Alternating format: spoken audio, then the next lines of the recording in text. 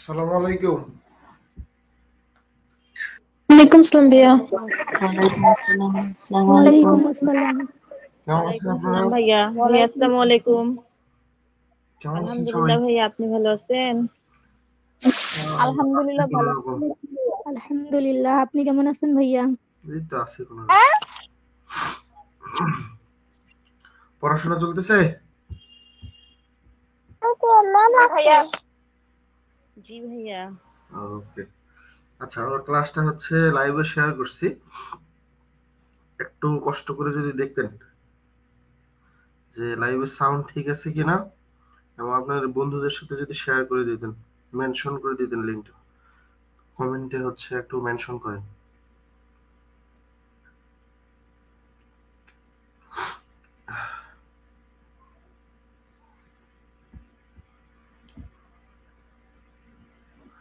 আচ্ছা, গত ক্লাসের পরে আমি আপনাদের সাথে একটা ক্লাসের লিংক শেয়ার করেছিলাম। উইলিয়াম ব্লেকের যে কবিতাগুলো আছে সবগুলোই হচ্ছে একটা লিংক শেয়ার করে দেই। দেখেছেন ক্লাসটা?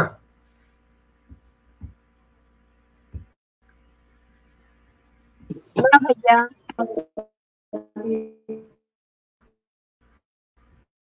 কেউ দেখেন নাই?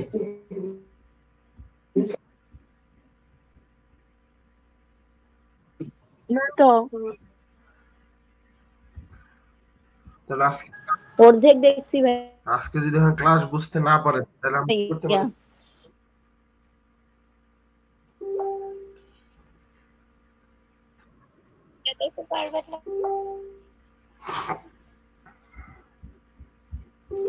ক্লাসটা অবশ্যই দেখে নেওয়া উচিত ছিল, কারণ হচ্ছে আজকে আমাদের সেই কবিতাগুলোর উপরে আলোচনাগুলো করতে হবে। ঠিক আছে?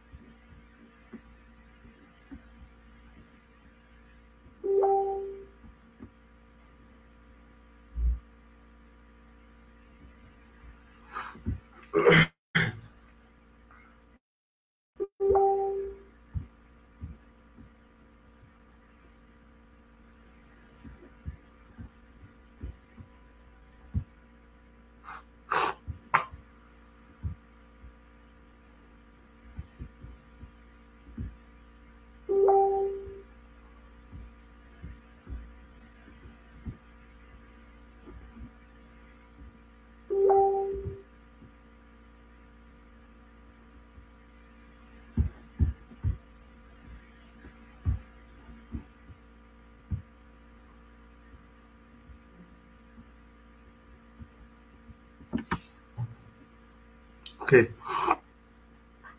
স্ক্রিন দেখা যায়? জি ভাইয়া। জি ভাইয়া। জি জি ভাইয়া। ভাইয়া যাচ্ছে। জি ভাইয়া। জি না ভাইয়া।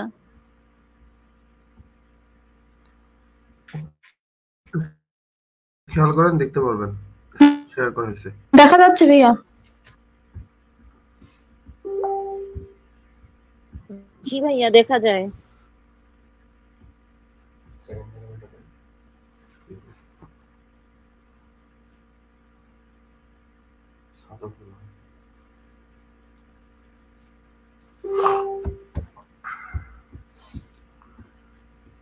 ওকে,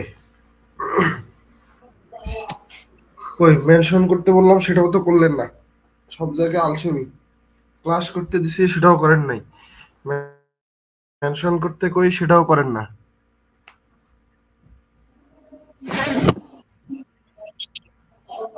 লাইভে হ্যাঁ, লাইভের মধ্যে তো কমেন্টে মেনশন করতে হবে।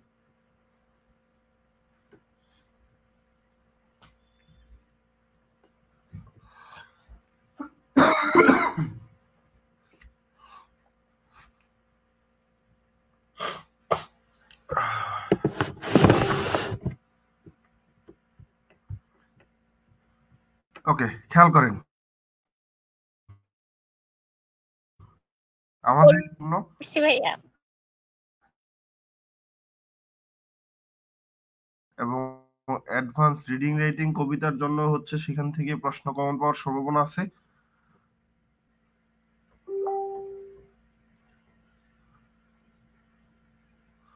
সেই কবিতাগুলো থেকে আশা করি যে প্রশ্নগুলো আপনাদের দেওয়া হয়েছে এগুলো থেকে কমন পাবেন। যদি খেয়াল করেন প্রথম যে প্রশ্নটা আমাদের এখান থেকে পড়তে হয়, discuss the two contrary states of human soul in the poetry of Blake, how does Blake represent two contrary states of human soul. যারা নিউ সেকেন্ড ইয়ার আছেন বলতে পারেন যে ভাই আমাদের এগুলো পড়ে কি লাভ?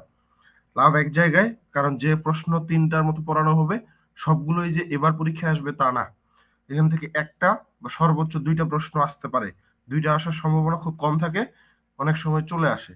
বাকি যেগুলো থাকবে সেগুলো আপনাদের সময় আসার সম্ভাবনা আছে। এই জন্য ক্লাসটা আপনাদের সাথে আমি শেয়ার করেছিলাম। বুঝতে পারছেন? নিউ সেকেন্ড ইয়ার আছেন আমাদের সাথে?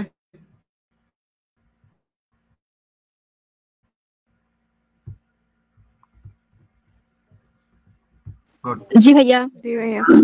পরে ক্লাসে দেখে নিব।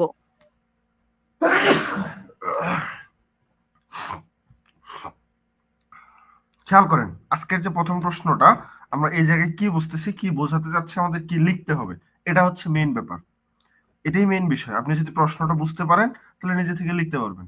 বলতেছে two contrary states of human soul. আমরা জানি উইলিয়াম ব্লেকের কবিতাগুলোতে 2টা দিক আছে। কোন 2টা দিক? একটা হচ্ছে ওনার লেখা যে 2টা কাব্যগ্রন্থ, সেই কাব্যগ্রন্থ 2টা যদি খেয়াল করি, songs of innocence and songs of experience. এই ইনোসেন্স এন্ড এক্সপেরিয়েন্স, এই 2টা দিক বা এই 2টা কন্ট্রারি স্টেটস মূলত আমাদের এই জায়গায় ফুটিয়ে তুলতে বলছে। তো ইনোসেন্সটা কি? নিষ্পাপতা, সততা, এই জিনিসটা। আর এক্সপেরিয়েন্স বলতে আমরা বুঝি অভিজ্ঞতা। এই 2টা জিনিস উইলিয়াম ব্লেক তার কাব্যগ্রন্থ অনুসারে বলেন আর তার এই কবিতাগুলোতে কিভাবে ব্যবহার করেছেন, সেই 2টার দিক আমাদের ফুটিয়ে তুলতে বলছে। অথবা পরের প্রশ্নটা দেখেন, how does Blake represent two contrary states of human soul. যদি খেয়াল করেন ইন্ট্রোডাকশনটা নিজের মতো করে লিখতে পারেন। William Blake, an English poet, painter, printmaker, often explores the dualities and complexities of human nature in his works. তার কাজের মধ্যে আমরা ডুয়ালিটি পাই, এক্সপেরিয়েন্স, ইনোসেন্স, কমপ্লেক্সিটিস, জটিলতা দেখি। তো one of the most profound ways he represent two contrary states of human soul is through his collection of poems, songs of innocence and experience. এবং এইভাবে আমরা বলতে পারি যে এই যে হিউম্যান সোলস, মানুষের আত্মার যে 2টা বিপরীত অবস্থাকে তিনি যেভাবে উপস্থাপন করেছেন, তার মধ্যে একটা সবচেয়ে হচ্ছে গভীর উপায় হলো তার কবিতার যে কাব্যগ্রন্থ বা কালেকশন গুলো আছে এখান থেকে আমরা পাই। তো সংস অফ ইনোসেন্স আমরা কি পাই? In Songs of Innocence, Blake expressed the pure joys of childhood in complete harmony with God and nature. যে কথাটুকু এই জায়গায় বলা হয়েছে খুবই গুরুত্বপূর্ণ, যে আমরা সংস অফ ইনোসেন্স, এই ইনোসেন্স যে কাব্যগ্রন্থটা, এই জায়গায় আমরা দেখি যে ব্লেক শৈশবের বিশুদ্ধ যে আনন্দটা আছে, এই আনন্দটা ঈশ্বর এবং প্রকৃতির সাথে সম্পূর্ণ মিল রেখে প্রকাশ করেছে। But although the state of innocence is wonderfully charming, it can last long. এবং বলা হচ্ছে বাট এছাড়াও বা তবে এই ইনোসেন্স বা নির্দোষতার অবস্থা আশ্চর্যজনকভাবে কমনীয় হলেও এটি দীর্ঘস্থায়ী হতে পারে না। যেমন আমাদের শৈশবকালটা খুব দ্রুতই শেষ হয়ে যায়, ঠিক তেমনি এই যে ইনোসেন্সের যে চার্মিং, এই চার্মিংটা দীর্ঘস্থায়ী হতে পারে না। This very state is the state of childhood, of simplicity, of undistributed joy, of purity and virtue, unclouded the vice, and the experience is a state of vice and vice. আচ্ছা, এখানে পরের বিষয়টাতে আমরা চলে যাচ্ছি। এখানে বলা হচ্ছে যে এই যে অবস্থাটা, এটা হচ্ছে শৈশবের সরলতার, নিরবিচ্ছিন্নতার, আনন্দের, বিশুদ্ধতা এবং গুণাবলীর আবরণহীন একটা অবস্থা। while যখন the experience, আমাদের যে দ্বিতীয় যে সাইডটা, experience is a state of vice and vice, of division and dissension, of defilement and decadence, of corruption and the treachery, or cruelty and tyranny. এই কথাগুলো হচ্ছে আমরা এক্সপেরিয়েন্সের মধ্যে দেখতে পাই। কি দেখতে পাই আমরা এখানে? যে বুঝতে পারি যে যখন এই এক্সপেরিয়েন্স, এটা কেমন ছিল? হীনমন্যতা, পাপ, হীনমন্যতা এবং পাপ, wiles and vice, of division and dissension, যেটাকে বলা হচ্ছে বিভেদ এবং হচ্ছে বিপদে পড়া বা বিভ্রান্ত হওয়া, যেটাকে বিভাগ বলা হচ্ছে। অফ ডিফাইলমেন্ট অ্যান্ড ডেকাডেন্স, যেটার অর্থ হচ্ছে অপবিত্রতা এবং অবক্ষয়। দেন করাপশন অ্যান্ড দ্য ট্রিচারি, দুর্নীতি এবং নিষ্ঠুরতা। অফ ক্রুয়েলটি, অত্যাচার। অ্যান্ড ট্রাইনি, বিশ্বাসঘাতকতা রাজ্য।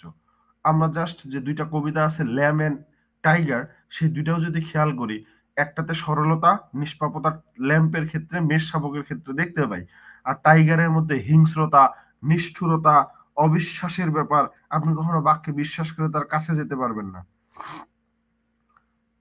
বিভেদ, এইসব জিনিসগুলো তার মধ্যে আমরা দেখতে পাবো। ক্লিয়ার হয়েছে?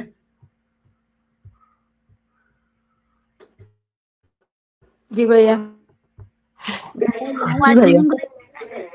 আরো কোনো প্রশ্ন আছে এই জায়গায় এই পর্যন্ত?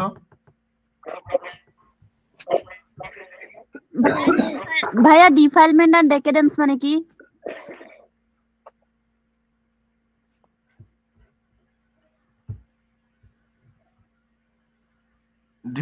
ডিফাইলমেন্ট এন্ড ডেকাডেন্স, ডিফাইলমেন্ট এন্ড ডেকাডেন্স বলতে পারি অপবিত্রতা এবং হচ্ছে অবক্ষয়।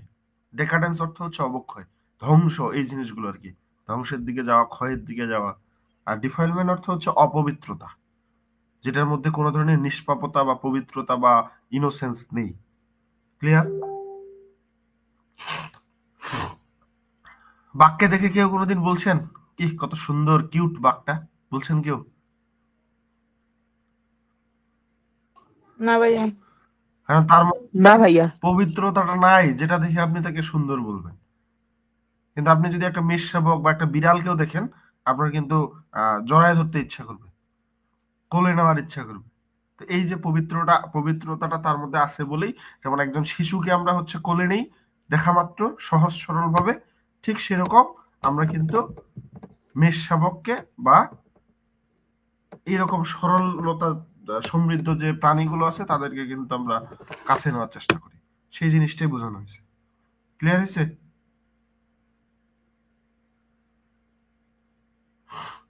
জি ভাইয়া। জি ভাইয়া।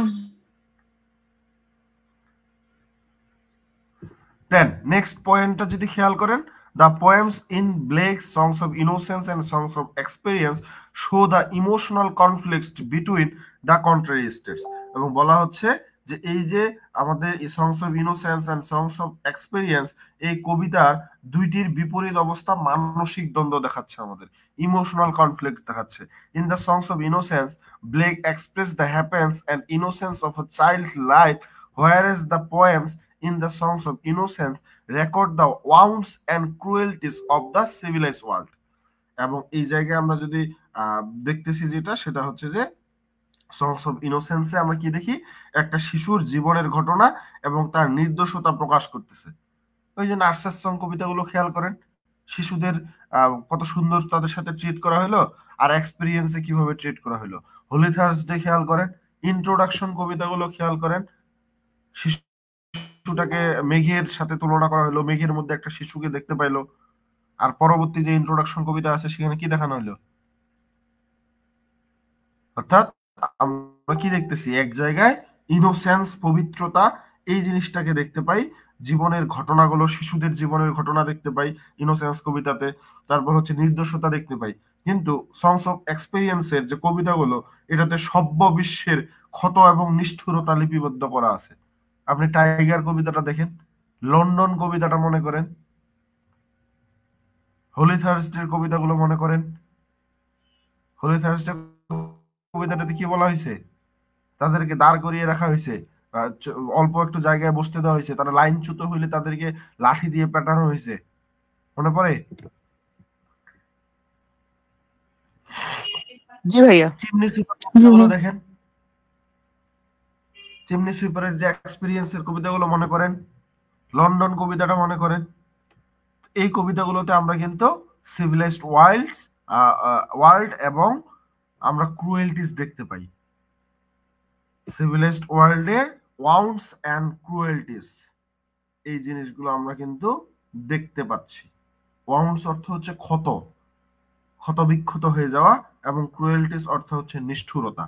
দ্য পোয়েম ইন্ট্রোডাকশন, এবার কবিতাগুলোর মধ্যে চলে গেছে, ইন্ট্রোডাকশন পয়েন্ট দিয়ে লিখতে পারেন।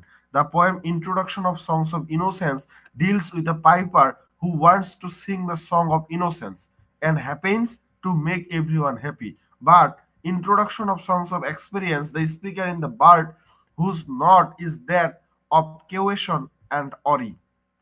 এই যে দুইটা সেন্টেন্স, আমরা এইখানে কিন্তু একটা পার্থক্য পরিলক্ষিত হচ্ছে যে ইনোসেন্সের যে এখানে যে সংস অফ ইনোসেন্সের যে ইন্ট্রোডাকশন কবিতাটা আছে, একজন পাইপার বংশীবাদক এর সাথে সম্পর্কিত, যে সবাইকে খুশি করতে নির্দোষতা এবং মূলত সুখের গান গাইতে চায় সবাই। কিন্তু আমরা যখন সংস অফ এক্সপেরিয়েন্সের ইন্ট্রোডাকশনে কবিতাটা দেখি, এখানে স্পিকার হচ্ছে কি একজন বার্ড, একজন চারণ কবি, যার নোট বা যার লেখাগুলো সতর্কতা এবং উদ্বেগ প্রকাশ করেছিল। এবং বলতেছে the piper's point of view is prevailingly happy, he is conscious of the child's essential divinity and assured of the present collection. Both the piper and the bard are singers, but the piper use mild and gentle numbers and bard more traffic tones. এবং এখানে বলা হচ্ছে piper বংশীবাদক এবং bird চারণ কবি। Introduction songs of ইনোসেন্সে যে speaker বা কবি সে একজন বংশীবাদক হিসেবে ছিল, আর সংস অফ এক্সপেরিয়েন্সের ইন্ট্রোডাকশন কবিতাটাতে কবি একজন চারণ কবি ছিল। এই জন্য দুইটা জায়গায় আমরা বার্ড এবং বংশীবাদক বা পাইপার হিসেবে দেখানো হয়েছে। তো পাইপার এবং বার্ড উভয় গায়ক ছিল, কিন্তু পাইপার কেমন ছিল? মৃদু এবং মৃদু সংখ্যা, খুব অল্প অল্প ভাবে, মিল্ড এন্ড জেন্টেল নাম্বারস, এভাবে তিনি কথাগুলো বলেছিল খুবই নরম সুরে। এবং বার্ড কি করেছিল? আরো ভয়ঙ্কর টোন তিনি ব্যবহার করেছিলেন।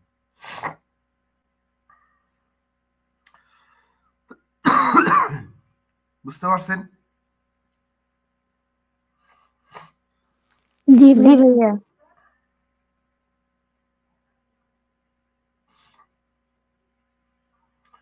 এরপরে কি আছে?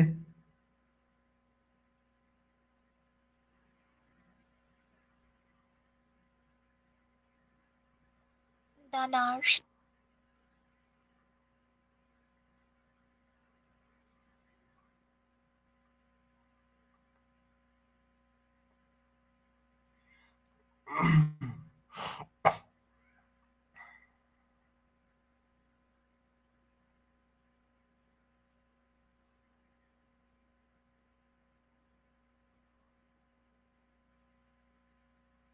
ওকে, এরপরে খেয়াল করেন নার্স কবিতাটাতে, নার্সের সং কবিতাটাতে, the nurse in songs of innocence is a poignant contrast to the nurse in songs of experience.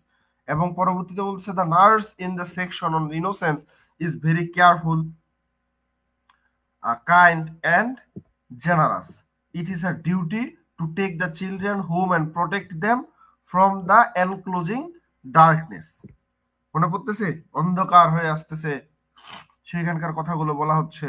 তো এই সংস অফ ইনোসেন্সের নার্স এই এবং সংস অফ এক্সপেরিয়েন্সের নার্সের সাথে কি একটা মূলত কন্ট্রাস্ট বা মর্মান্তিক প্রেগন্যান্ট, মর্মান্তিক বৈসাদৃশ্য, কন্ট্রাস্ট দেখানো হয়েছে।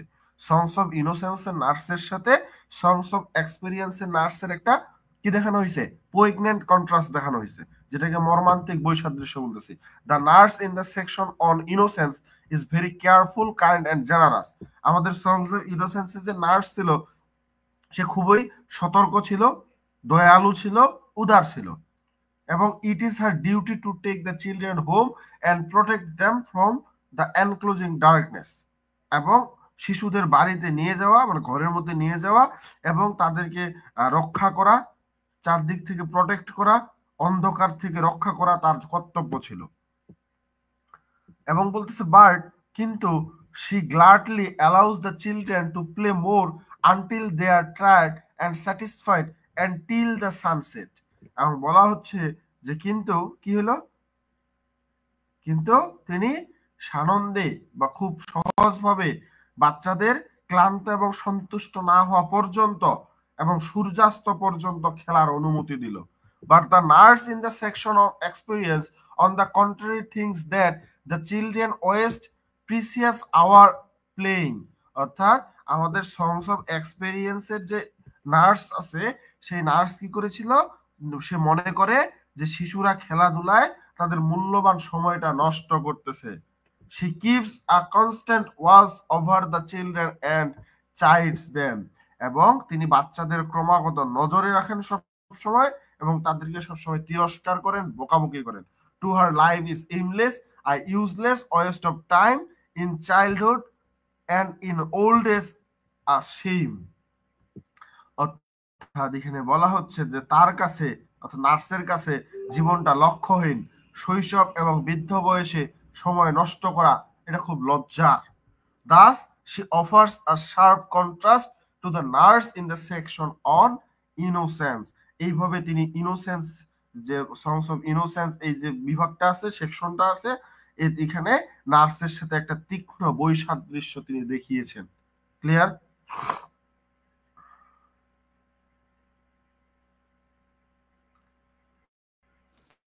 ভাইয়া পোইগনেন্ট মানে কি বলছিলেন? মর্মান্তিক। আর কারো কোনো প্রশ্ন?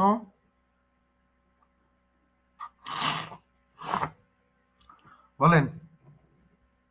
না ভাইয়া। লাইভে যারা আছেন যদি প্রশ্ন থাকে একটু কমেন্ট করে জানাবেন, আমি আপনাদের কমেন্ট দেখতেছি। আপনাদের মধ্যে কারো কোনো প্রশ্ন আছে?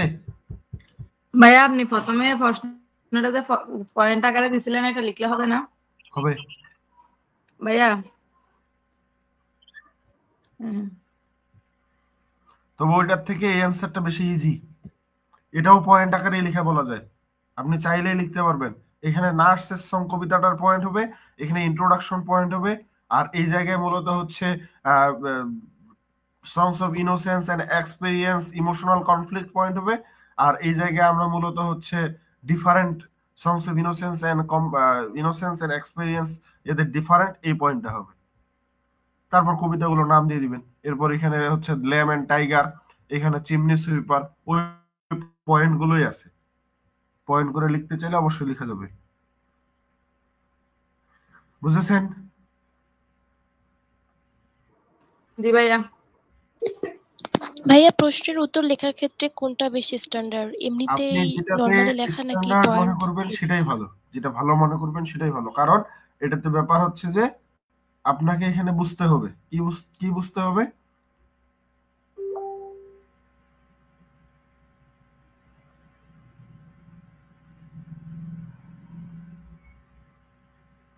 যে বিষয়টা আপনাকে এখানে খেয়াল করতে হবে। আপনি যখন পয়েন্ট আকারে লিখবেন তখন হিজিবিজি এই সেই এসব লেখা যাবে না। বুঝেছেন?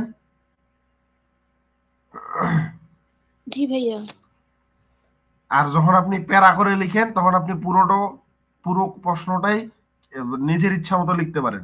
যখন আপনি পয়েন্ট আকারে লিখবেন তখন সেই পয়েন্টের বাইরে আপনি কিছু বলতে পারবেন না।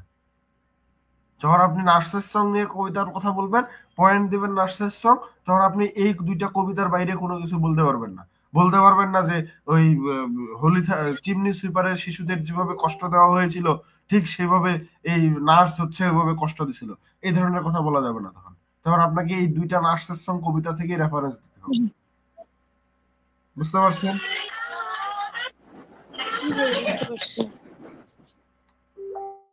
তাহলে তো এমনি দেওয়াই ভালো ভাইয়া। জি, তাহলে তো এমনি এইভাবে ঢালা লেখাই তো ভালো।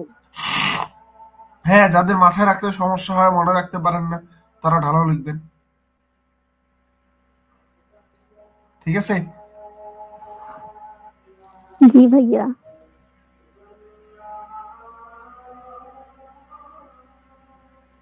ভাইয়া আমাদের কলেজের স্যার পয়েন্ট করে লিখতে বারণ করছে, বলছে কোনো পয়েন্টই করবে না তোমরা। কারণ আপনারা তো সেটা সঠিকভাবে লিখতে পারেন না, এই জন্য।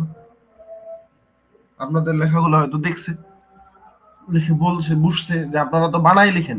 বানায় লিখতে গেলে তো আপনি পয়েন্ট করে লিখতে গেলে ধরা খাবেন। আর কারকে যারা পড়াশোনা নিয়মিত করে, যদি আপনি রেগুলার পড়াশোনাটা করতেন তাহলে আপনার জন্য এটা ইজি হতো।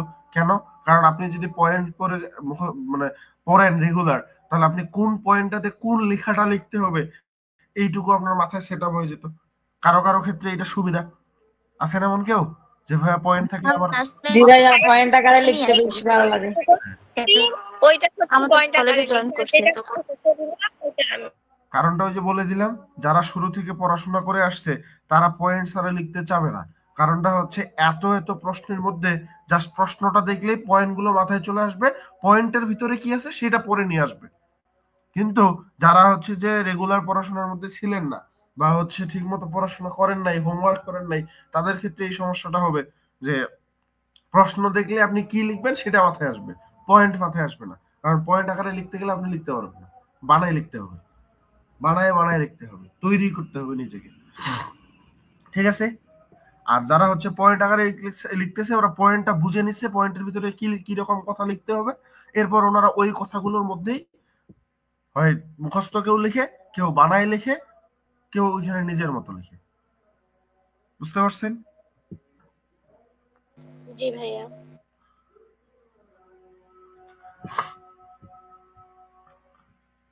সাজেশন পাইছেন?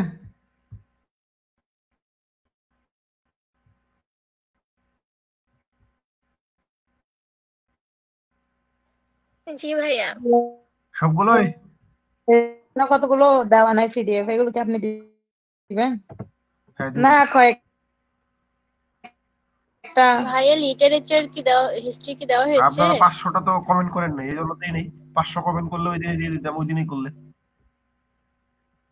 আপনারা আপনাদের কথা রাখবেন না, আমি ফের আমার কথা রাখি কিভাবে? ভাইয়া অফার নেটের সমস্যা কি আপনাদের না আমার?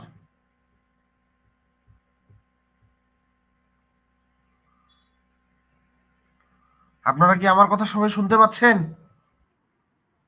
আমাদের মনে হয় ভাইয়া। জি জি ভাইয়া ভাইয়া। জি ভাইয়া পাচ্ছি। কে যেন 500 নিয়ে কি বলছিলেন আমি বুঝতে পারিনি।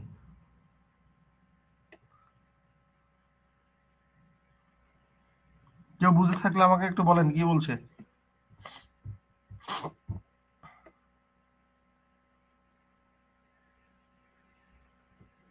দাদা উনি মনে হয় বলতে চাচ্ছিলেন যে ওই 500 কমেন্টের অফারটা কি আছে, যদি থেকে থাকে তাহলে উনি মনে হয় কমেন্ট করবেন এরকম। মানে উনি আবার 500 টাকা বুঝে নাই তো, যে 500 টাকা অফার আছে সাজেশন দেওয়া হবে। আমাদের কিন্তু সাজেশন বিক্রি করা হয় না, সাজেশন সবার জন্যই ফ্রি। আপনারা কমেন্ট করলেও আমাকে 2 দিন পরে দিতে হবে, না করলেও দিতে হবে।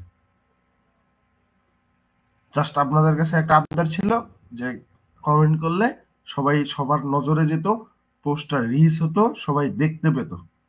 এটাই আপনারা করেন নাই, দরকার নেই, লাগবে না। Okay next. ভাইয়া 500 কমেন্টের কি কম কমেন্ট হইলে হবে না?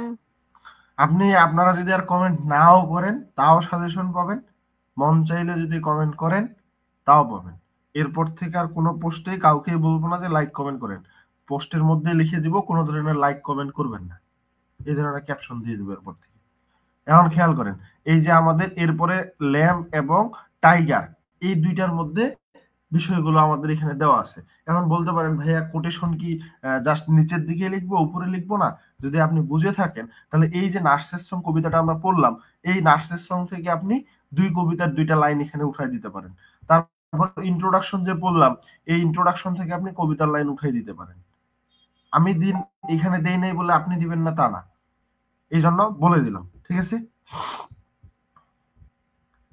এরপরে খেয়াল করেন the contrast between lamb innocence and the tiger experience.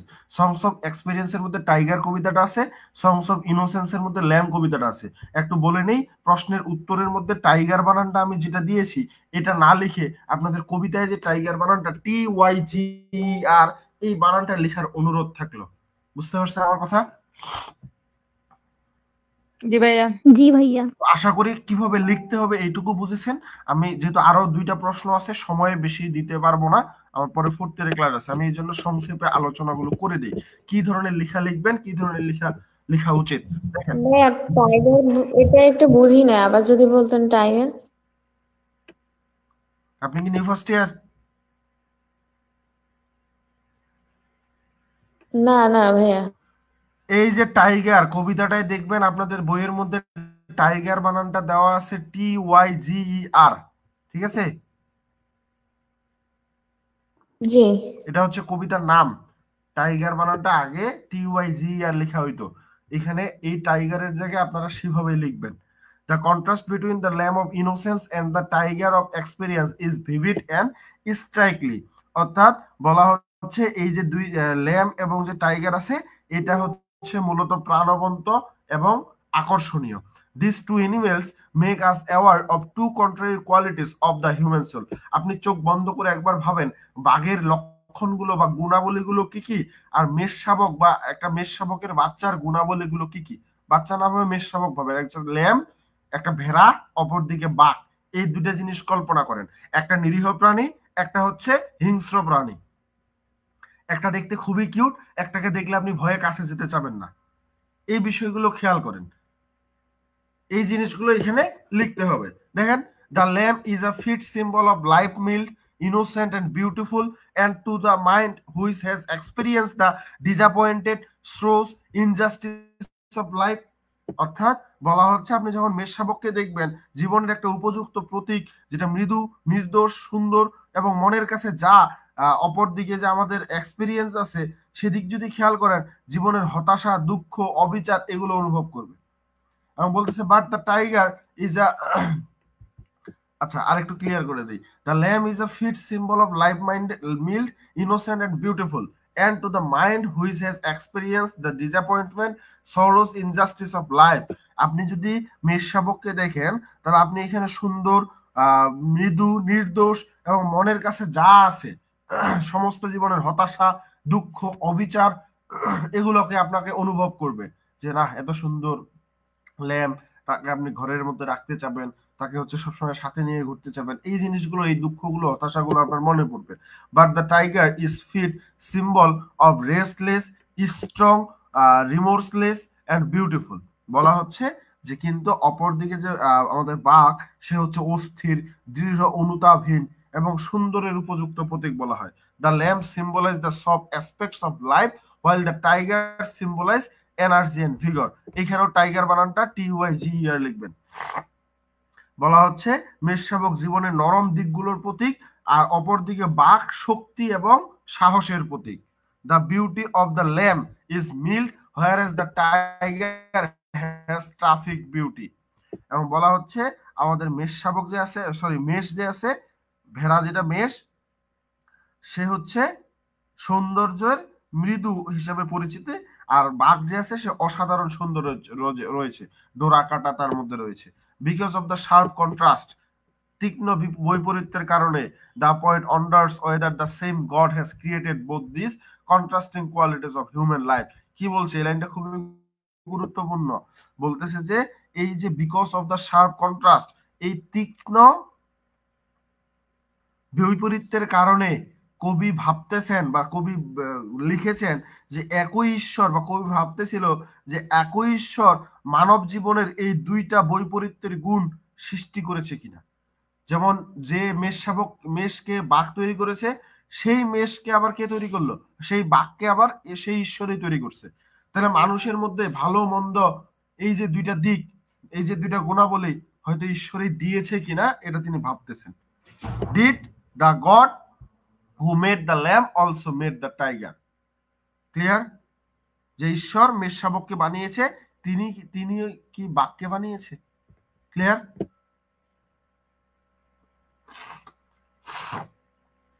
জি ভাইয়া। দেন এরপরে আছে চিমনি সুইপার কবিতা থেকে। বলা হচ্ছে chimney sweeper of songs of innocence reflect the innocence and the content of the chimney sweepers even when the condition of the their work not satisfactory. For example, Tom, a chimney sweeper, dreams of an angel setting all the chimney sweepers free from the dungeons. অর্থাৎ এখানে কি বললো? বলা হচ্ছে যে chimney সুইপারের মধ্যে ইনোসেন্সের যে chimney sweeper কবিতাটা আছে, চিমনি সুইপারদের নির্দোষতা বিষয়বস্তুকে প্রতিফলিত করে, এমনকি যখন তাদের কাজের অবস্থা সন্তোষজনক ছিল না তখনও এমনটা করে। তো উদাহরণস্বরূপ এখানে বলা হয়েছে টম ডিক্রি একজন চিমনি ঝাড়ুদার ছিল। একজন সে ফেরেশতা বা দেবদূতের স্বপ্ন দেখেছিল যে সমস্ত চিমনি ঝাড়ুদারদের এই অন্ধকূপ ডেনজিয়ন থেকে মুক্ত করে দিয়েছিল, ফ্রি ফ্রম করে দিয়েছিল। এই জন্য এখানে কবি বলেছেন and by came an angel who had a bright key, একটা চাবি নিয়ে এসেছিল উজ্জ্বল চাবি নিয়ে এসেছিল, and he opened the coffins and set them all free. Coffin গুলো খুলে দিল, সবাইকে মুক্ত করে দিল। But no such deliverance takes place in Chimney Sweeper of Songs of Experience. বলা হচ্ছে কিন্তু সংস অফ এক্সপেরিয়েন্সে যে চিমনি সুইপার আছে এমন কোনো মুক্তির ঘটনা ঘটেনি। The poem reflects the pathetic outburst of the surprised suffering of an innocent chimney sweeper. কবিতাটা একজন নিরীহ চিমনি সুইপারদের বা ঝাড়ুদারদের চাপা কষ্টের করুণ আক্রোশকে প্রতিফলিত করেছে। কোন কবিতাটা? সংস অফ এক্সপেরিয়েন্সের চিমনি সুইপার। এরপর কনক্লুশন। ক্লিয়ার? জি ভাইয়া। জি ভাইয়া। এরপরে দেখেন প্রশ্ন আছে, write a note on Blake's use of symbolism. এখানে কি কি ধরনের সিম্বল ব্যবহার করা হয়েছে এই জিনিসটা এখানে আছে। তারপর যদি একটা প্রশ্ন আছে আমাদের, bring out mystified elements in Blake's songs of innocence and experience. Songs of innocence and এক্সপেরিয়েন্সে কি ধরনের রহস্যময় উপাদান ব্যবহার করা হয়েছে। এরপরে মূলত ব্রড মেবি শেষ। আর আমাদের এখান থেকে শর্ট গুলো একটা খেয়াল করি। আমাদের আগামীকালকেও হচ্ছে এটার উপরে ক্লাস হবে। আমরা আগামীকাল আর আজকের মধ্যে এই প্রশ্নগুলো শেষ করব।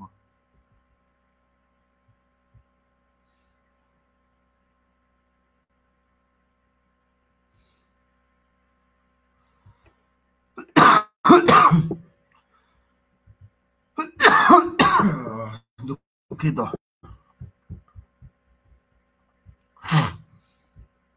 এই যে how does Blake criticise society in the poem London. London কবিতায় উইলিয়াম ব্লেক সমাজকে কিভাবে ক্রিটিসাইজ বা সমালোচনা করেছেন। How are the lamb, the child and Christ connected. মেষশাবক, শিশু এবং ঈশ্বর কিভাবে একটা আরেকটার সাথে সম্পর্কিত। খুবই গুরুত্বপূর্ণ প্রশ্ন। What do you know about Holy Thursday. Holy Thursday সম্পর্কে আপনি কি জানেন। এরপর আছে describe the conditions of the chimney sweeper. Compare and contrast the two narratives in Blake's poem. এই তো এই কয়েকটাই, 5টা প্রশ্ন আছে। এখন এই 5টার মধ্যে আপনাদের আজকে আমি পড়তে দেব 1 নাম্বার ব্রডটা বললাম এবং সাথে এই 5টা শর্ট আপনাদের পড়া থাকবে। কম্পেয়ার এন্ড কন্ট্রাস্ট এটা অলরেডি আপনাদের ক্লিয়ার হয়েছে। চিমনি সুইপারের কন্ডিশন গুলো আশা করি ক্লিয়ার আছে। এই দুইটা হোলি থার্সডে সম্পর্কে আপনি কি জানেন এই জিনিসটা আপনাকে লিখতে হবে। তারপর হচ্ছে এখানে একটা আছে ল্যাম্ব, চাইল্ড এন্ড খ্রিস্ট কিভাবে connected. How does Blake criticise society in the poem London. এই 5টা প্রশ্ন আর যে ব্রডটা পড়াই দিলাম সেটা ক্লিয়ার করতে হবে। আগামীকালকে আমরা বাকি 2টা ব্রড পড়ব। বুঝতে পারছেন? ভাইয়া হোলি থার্সডের প্রশ্নটা একটু পড়াই। কোনটা? হোলি থার্সডের একটা শর্ট নোট আছে না এটা। হোলি থার্সডে আগে আমাদের কি জিনিস সেটা বুঝতে হবে, তাহলে সহজেই কিন্তু অ্যানসার করতে পারবেন।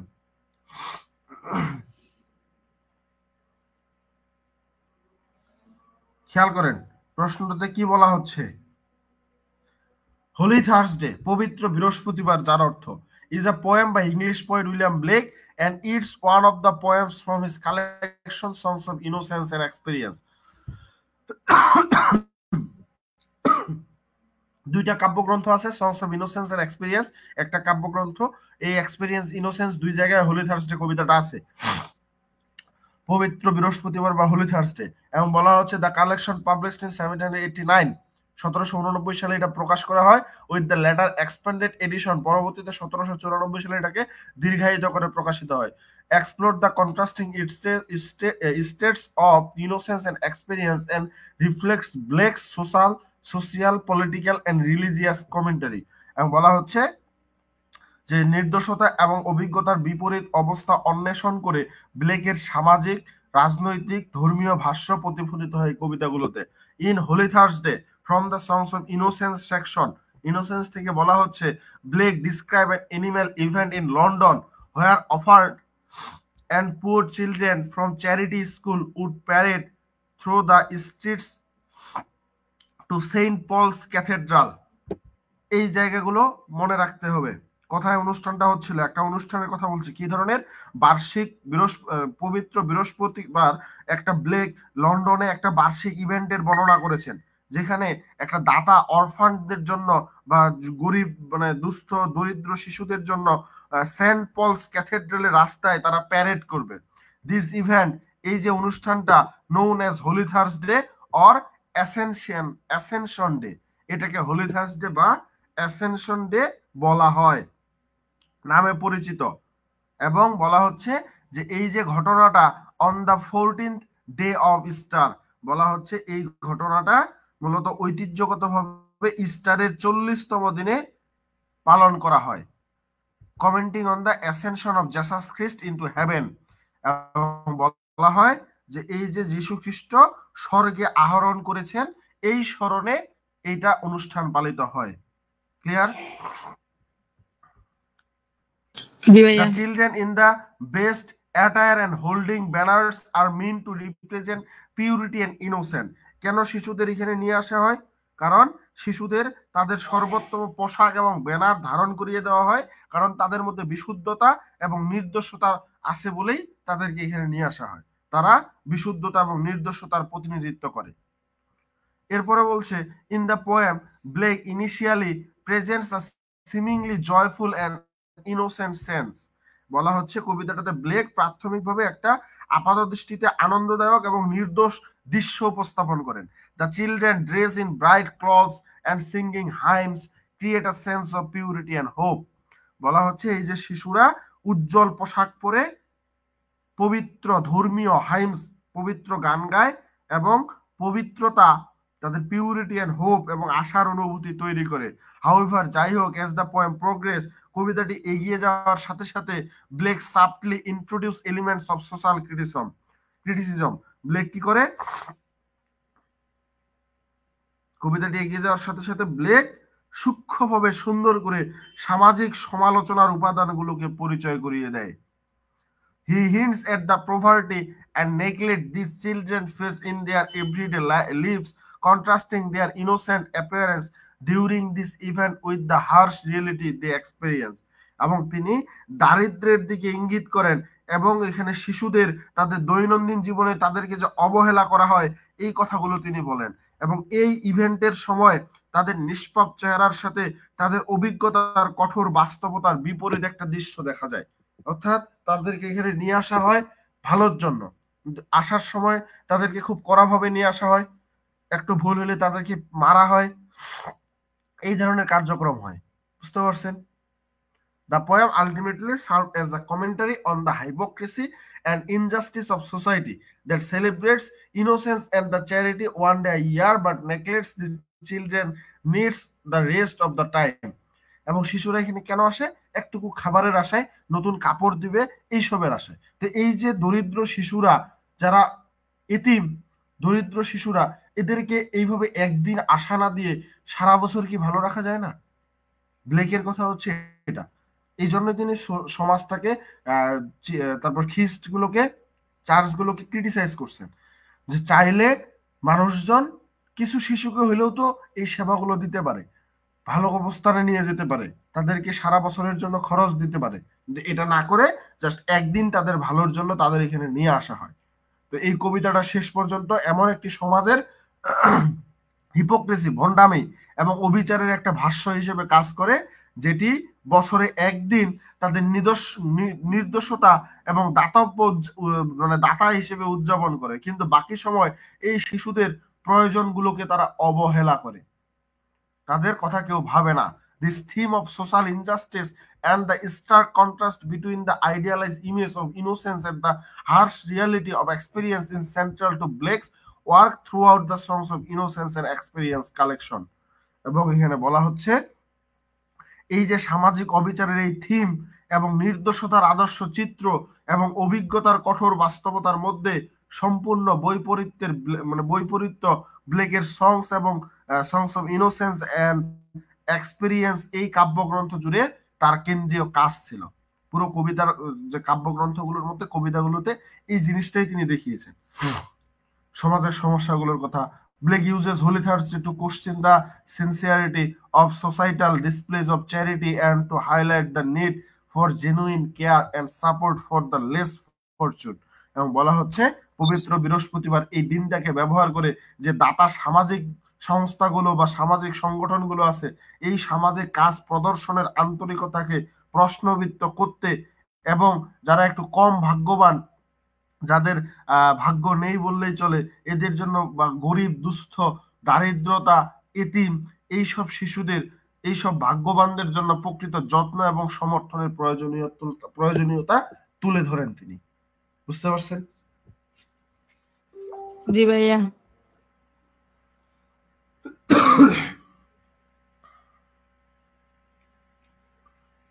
এখন পারবেন? জি ভাইয়া, ইনশাল্লাহ। পড়তে হবে, লিখতে হবে, তাহলেই হবে। আর যদি এইসব করতে ইচ্ছা না হয় তাহলে হবে না।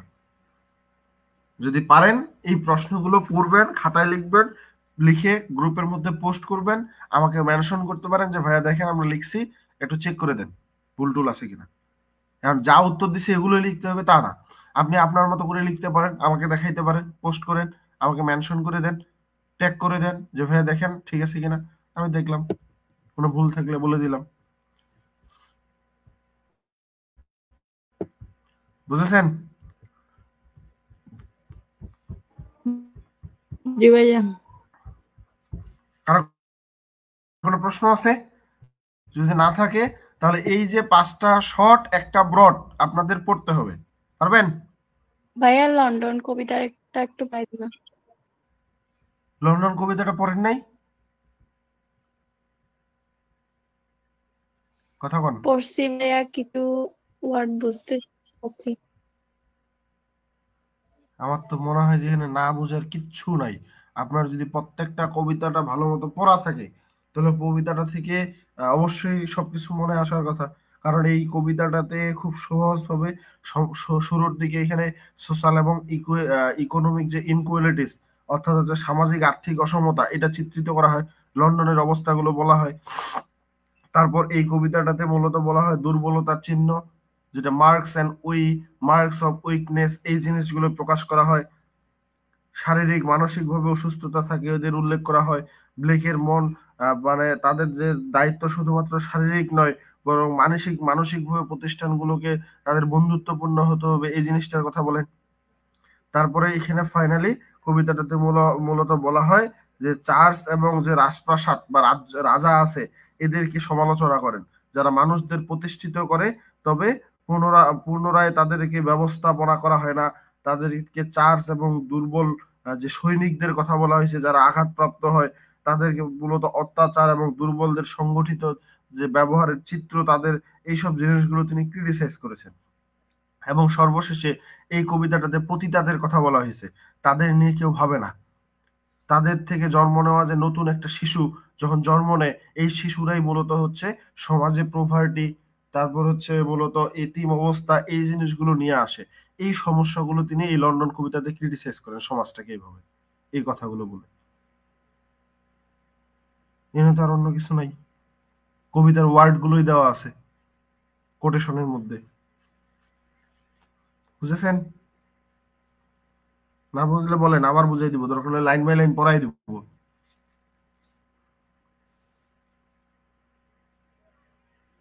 জি ভাইয়া, বুঝছি।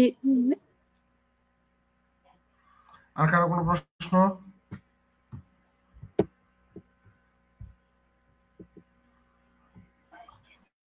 ভাইয়া, জি। বলছি যে আপনি বললেন প্রথমে যে পোয়েট্রি ক্লাসটা দিছিলেন, ওটা কি ফ্রি গ্রুপে দিছিলেন?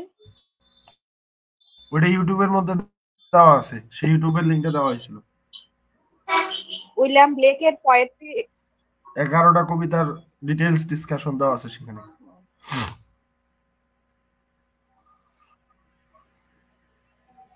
আমি প্রয়োজনে আবার লিংকটা দিয়ে দেব, ঠিক আছে? ইয়া, সাথে হোয়াটসঅ্যাপেরটাও একটু অ্যাড করে দিন তো। ওয়ার্ডসওয়ার্থের কবিতা ইউটিউবে নাই তো, যদি দেওয়া যায় তাহলে দেব, না হলে আপনাদের এখানে পড়াই দিব। কারণ সব ক্লাস তো ফ্রি নাই, সব ক্লাস এগুলো আগের এই ক্লাসটা ফ্রি ছিল ওই জন্য আপনাদের দিয়েছিলাম। ওয়ার্ডসওয়ার্থের ক্লাসগুলো তো মেবি ফ্রি নাই, না থাকলে তো দেওয়া সম্ভব না, তাই না? আচ্ছা ভাই।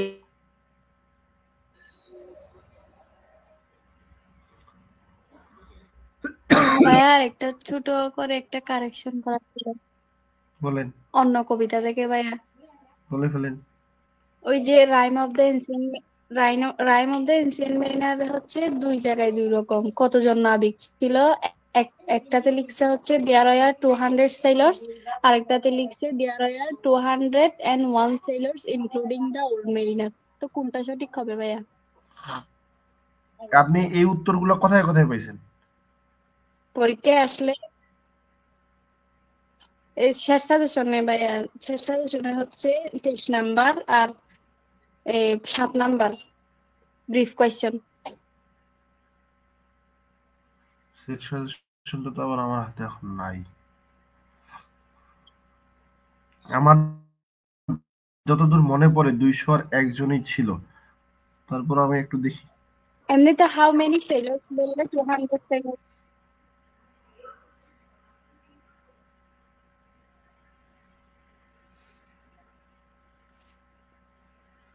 প্রশ্নটা একটু বলেন তো।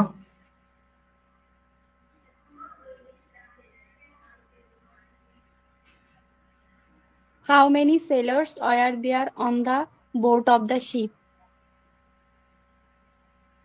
How many sailors Were there on the board of the ship? An ancient mariner.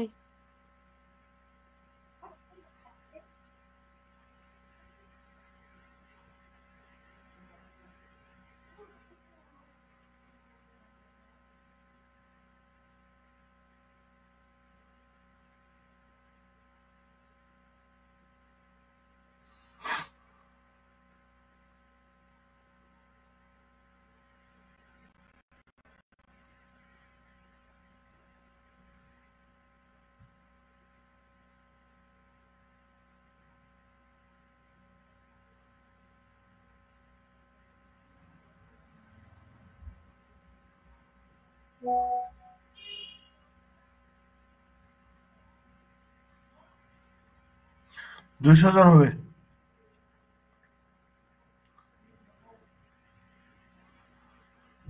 দুইশো জন। ভাইয়া আরেকটা প্রশ্ন ছিল। আচ্ছা ঠিক আছে ভাই, থ্যাংক ইউ। বলেন।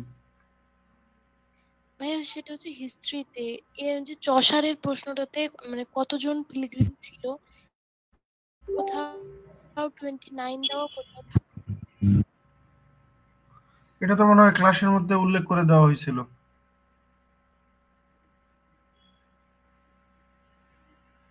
বলা হয় নাই?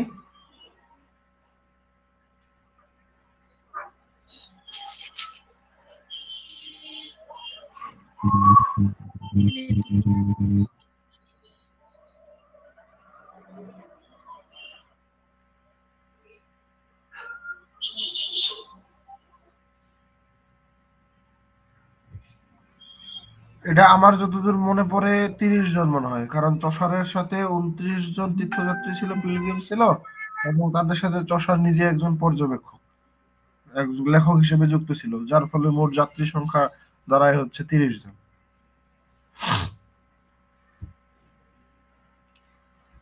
বুঝতে পারছেন? জি ভাইয়া। আমার যতদূর মনে পড়ে এবং এটাই হওয়ার কথা। 29 জন গল্প লেখক ছিল, গল্প বলা যাত্রী ছিল, আর একজন সাথে তিনি ছিলেন।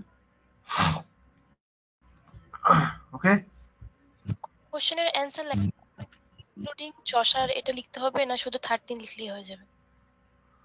দুইটাই তো একই হলো। 29 জন লিখে যদি 30 জন লিখে ইনক্লুডিং চসার লিখেন তাও হবে, আর 29 জন লিখে যদি আর একজন চসার ছিল এটাও লিখেন তাও হবে। লিখলে হইলো, আপনি বুঝাইতে পারলে হইলো। ঠিক আছে, বুঝতে পারছি। আর কারো কোনো প্রশ্ন? ভাইয়া হুম, ভাইয়া শিপে তো মনে হয় 200 জন সেইলর ছিল হুম। আর একজন ওল্ড মারিনার, এজন্য মোট 201 জন মনে হয় বলছে এখানে। উত্তরটা কি ওই প্রশ্নটাতে যদি ওই যে ওল্ড ম্যারিনার মানে 201 দেন তাহলে ওখানে অবশ্যই উল্লেখ করে দিবেন যে একজন ওখানে ওল্ড ম্যারিনার ছিল। আর যদি 200 জন দেন তাতেও সমস্যা নাই, তাহলে ওখানে আপনাকে লিখে দিতে হবে যে 200 sailors। আপনি এখানে লিখবেন 200, এই যে এরকম Rime of the Ancient Mariner, there are 200 sailors on the ship, including the mariner বা old sailor। বুঝতে পারছেন? এখানে কিন্তু আলাদা করে একজন ছিল এটা বলা হয়নি, জি ভাইয়া। ইনক্লুডিং বলা হয়েছে। খেয়াল করেন, দুটাতে একই উত্তর আছে, একটাতে ইনক্লুডিং আছে, একটাতে ইনক্লুডিং ছাড়া আছে।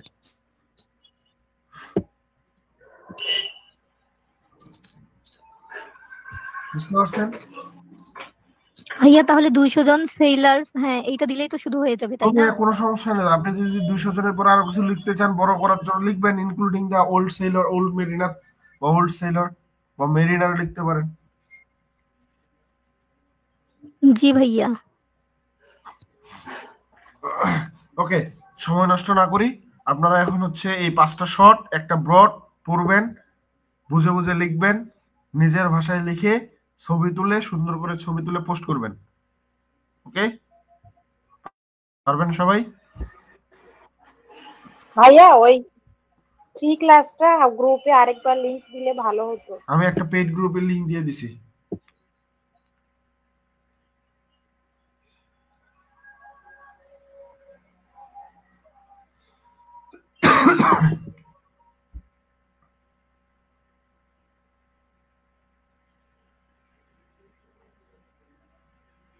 ঠিক আছে, ক্লাসের লিংক দেওয়া হয়ে গেছে, দেখেন ইউটিউবের লিংকটা।